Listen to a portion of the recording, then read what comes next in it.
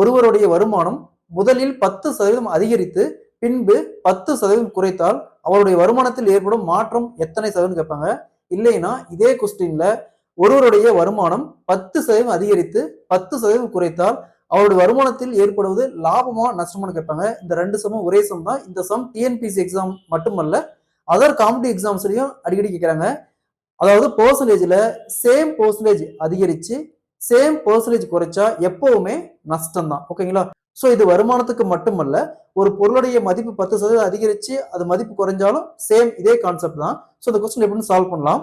பேசிக்கா ஒரு பொருளோட விலை 100%. ஸோ இங்க 10% அதிகரிக்கிறாங்க, உடனே 10% குறைக்கிறாங்க. ஸோ அப்ப இதுல இந்த 100%ல என்ன மாற்றம் ஏற்படுச்சுன்னு கேட்டிருக்காங்க. ஸோ எப்பவுமே இந்த மாடல் சம் கேட்டாங்களா, இதுக்கு ஃபார்முலா 10 × 10. இந்த இடத்துல என்ன வேல்யூ கொடுக்குறாங்களோ 10 × 10 வகுத்தல் 100. ஸோ அப்படியே கேன்சல் பண்ணா 0க்கு 0 கேன்சல் ஆயிரும். அப்ப மீதி 1 மட்டும் தான் இருக்கும்.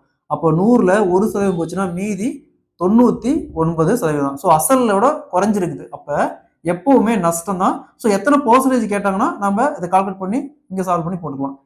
இதே மாதிரி இந்த சம் பாருங்க. ஒரு பொருளின் மதிப்பு முதலில் 20% அதிகரித்து பின்பு 20% குறைந்ததில் அதில் ஏற்பட்ட மாற்றம் எத்தனை சதவீதம் கேட்கிறாங்க. இதே மாதிரி இந்த சம்ம சால்வ் பண்ணி ஆன்சரை கமெண்ட்ல போடுங்க.